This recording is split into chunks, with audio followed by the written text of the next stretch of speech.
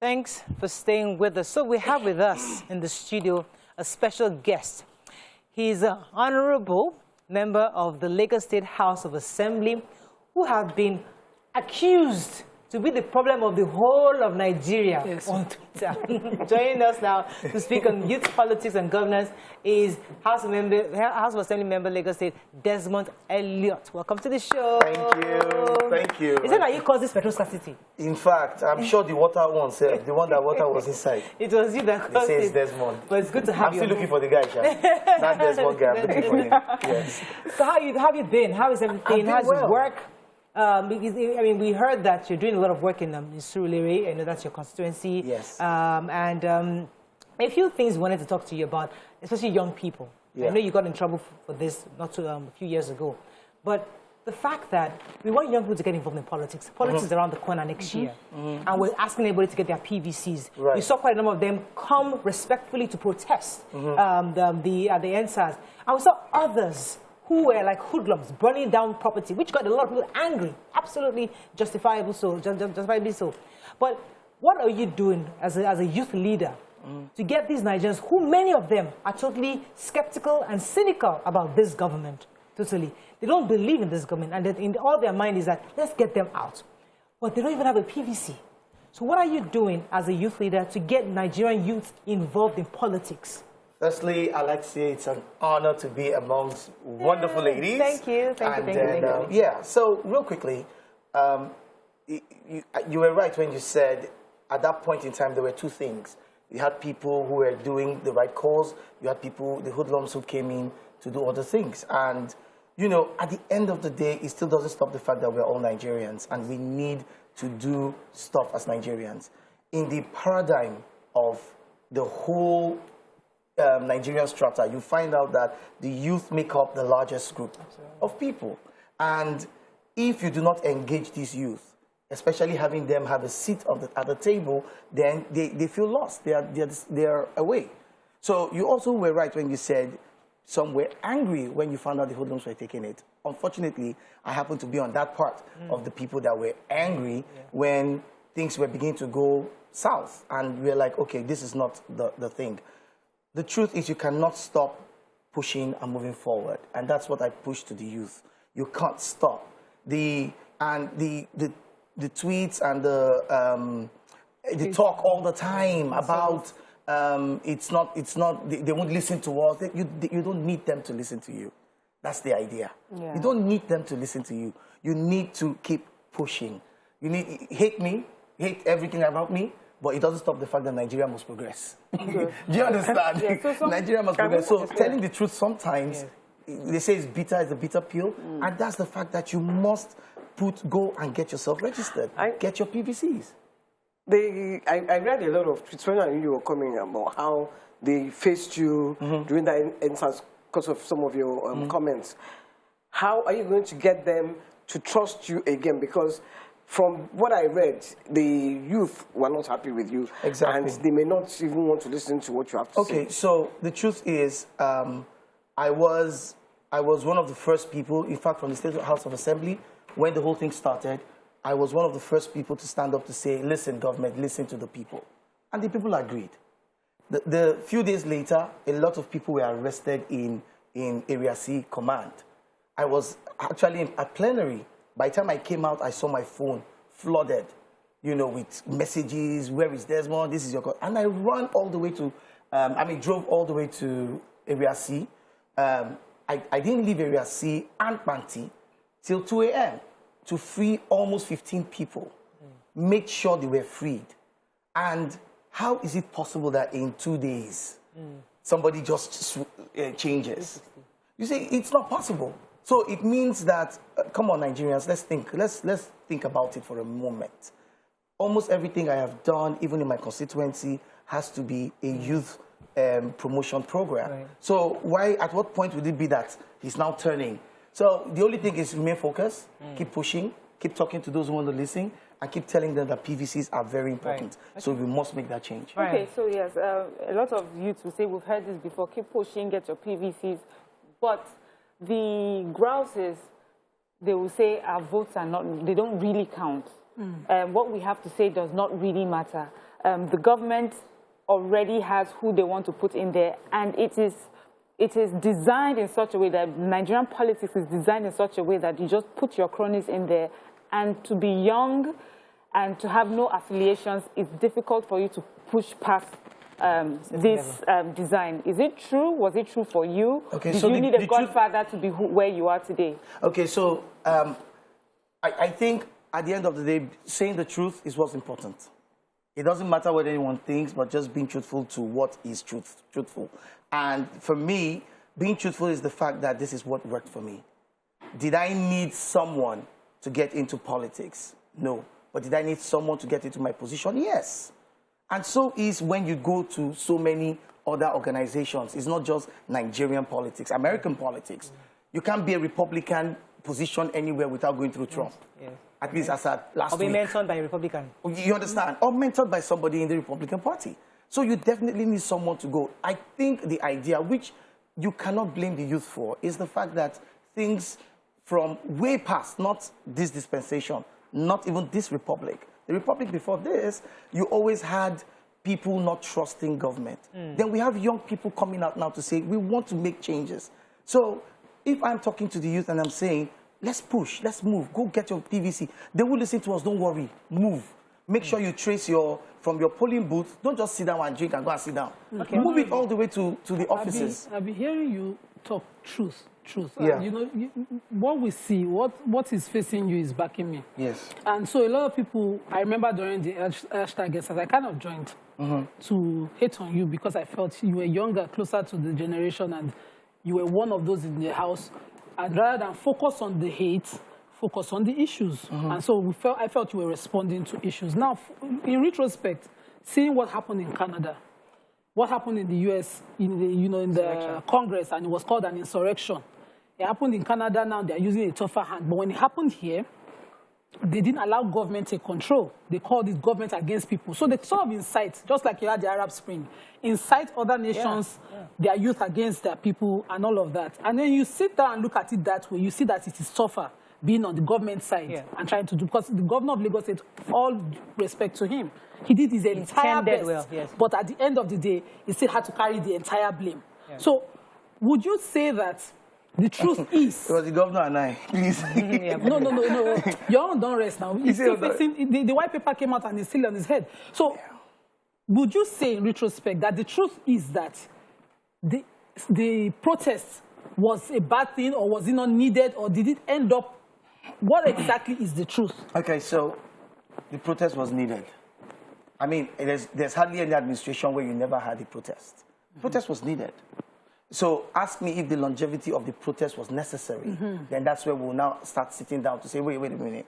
Didn't you think, okay, maybe at some point we could have, okay, listened, okay, regrouped, done another protest the next year, let's re-strategize, let's do the next year, you know. So I'm not here to criticize whether it was good or was not good. At the end of the day, the fact is the youth realized that they had power. Now, don't lose that power. Like I keep saying, it's not about me. It's not about the governor. It's about the future of my kids. So I used to have my family in Canada before I came into politics. I did the reverse. I brought my family back from Canada. My 2 kids refused to come. I had to fly to Canada to bring them back. Because at the end of the day, you must be an example, no matter how silent it is. You must be an example. I don't have to shout it out and say, oh, no. The truth is, live by example. So you're right to have said some people are taking it. During the MKO crisis, a lot of us were here. We saw what happened. It didn't take years till this present administration had to admit what had happened. The truth will always come out. That's something about the truth. You know, I was having an argument, not argument, a discussion with a group of people recently, and we were all talking about this Asiwaju's intention to run for office. And I made a statement, because I'm not even sure if it was the right or wrong, I just said it, and I said, if Asiwaju should lose this presidency, as in rightfully, if he loses the right way, in the sense that Nigerian youth came en masse and voted against him, he would accept the defeat in good faith because he's a progressive. I don't know him personally like that, but I know him to the point that he has always preached progressiveness. Now, the point I'm trying to make is the realization that it's okay to have a dissenting view. That's one of the things why your view is created, to show that you all can have different views and we can still be at the same table. I have never wanted to bring people together for having the same views. Let's be different. So if you vote as Shiwaju, if you vote for an Igbo man, if you vote for a Ishekiri man, if we are different, let us at least vote. At least vote, first and foremost. So our problem is the participation, which is what she said earlier. Regardless of, okay, because Shiwaju is in the ring now, everybody, they already know who's the winner, we're not interested. But what can we do to get Nigerians to just come out and vote? I'm glad that this program is called Your View, because that's the truth. And I'm glad as well that you called that Shiwaju, because for me, I've had more than one occurrence and occasion to be with him. And this is someone who didn't know me from Adam, didn't know my father, didn't know my mother, didn't know nobody. And I kept going and I became consistent. And he says, you know what, come guys, let's give this guy a chance. Okay? So this is a progressive person, like you said. He's someone who believes strongly in it. And we've learned from it. And from 99 to today, you've seen why is Lagos one of the very few states, being the 6th largest economy in Africa. Why is it being able to progress? It's not about the person and what you hear, which is what I want to explain to the youth. You don't like him, why? You hate him, why? Okay, I love him, why? So let's know, let's explain, let's discuss as youth. What are your intentions towards us as young people or younger people? You understand? We want to have a voice, want to be able to say these are our things. So let's listen. So this is a man who listened to me, who listened to other people, who has so many youth. Go to Lagos State House of Assembly. It has a cross strata of people from 30s, 40s, and maybe 50s. You know, so if this is a progressive mind moving forward, and he's saying, you know what, I want to offer this to the country, you don't have to accept it. But you don't have to condemn those who are accepting him. Do you understand? Because they will also respect your views. You must not leave this seat without me asking this question. So your constituency had a relief bridge that you constructed. Yes. And you had your picture put there. Called the Paco Bridge. Why go do Paco Bridge? Why must you put your name? Thank you. Why? You see, Why? what I've discovered in Nigeria, when you can't, you try to want to explain as you are at that process. Yes. You look at it and say, okay, you know what, just leave out. Just make a patch, make with the move. Because the truth is, if I explain on every single thing, I will lose focus on what's important, which is I have a short time to deliver to the youth of my constituency that I am responsible for, and I have a short time as well to deliver in terms of democracy. They want to say, Desmond, my kids want to ask me, Daddy, this one that you've gone, you've left acting to do this, so what are you doing there? So what happened with that? So it was during the COVID period. A young girl, 13, had died in the canal. So we went to a place called Fuja to see the mom, me and my team. So when we got there, we saw the mom, obviously the only child. The mom was crying, she was devastated. So we got a call that they found the girl's body at Shita. And then we told the mom, okay, don't worry, let me quickly go. So we went with some of my team members. There was just one line that crossed the canal from this end to that end. Some of my members who were younger than me refused to cross. I crossed it. I went, I saw the body, they pulled out the body and everything. When they pulled out the body, so the community came to meet me. Honorable Emma Benusa, Ejo, Sherry Bridge was she. You understand? About to share. Fair, but if we low, money elu. How much is it? He said, 800,000.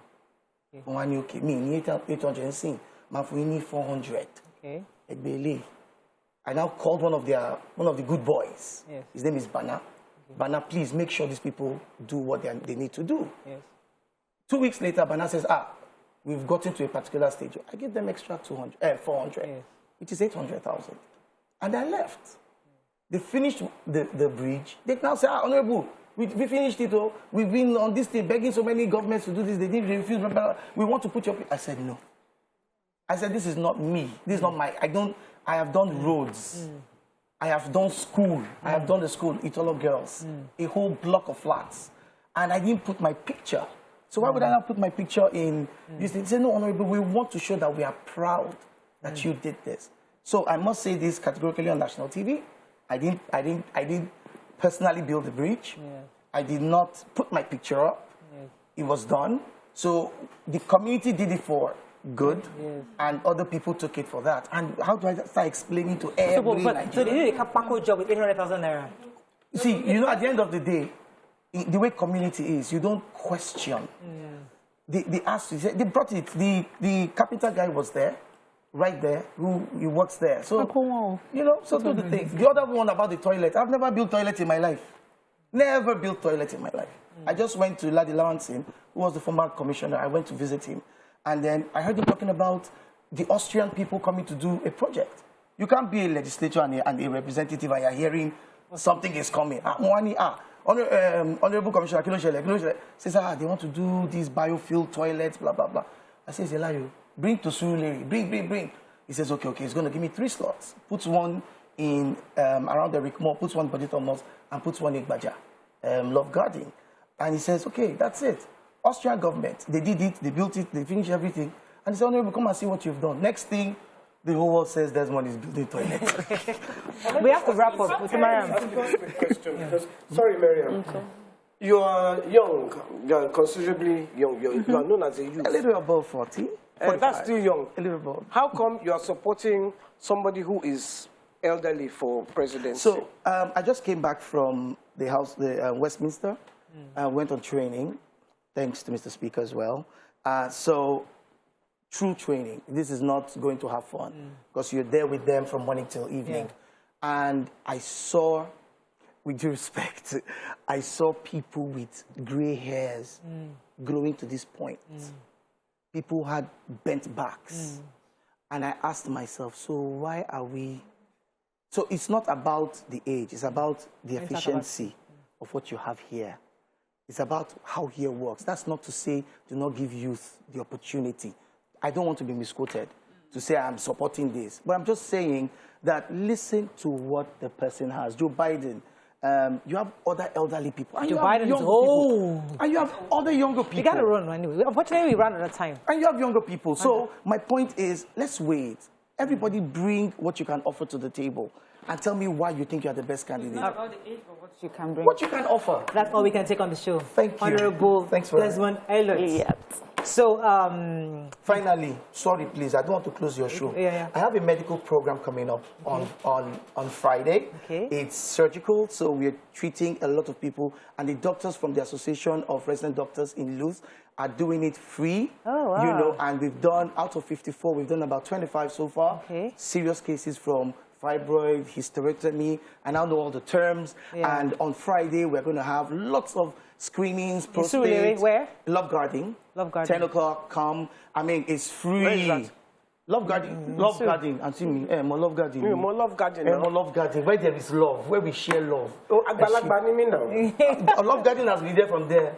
We have to run. Thank you very much. So 10 a.m. Love Garden, be there to get surgery on any No, not surgery. Now you get the screenings. Screening. Pap smear, breast screening, cervical, prostate, everything. You know. That is all we can take on the show. So have a great day. We'll see you tomorrow. Bye for now.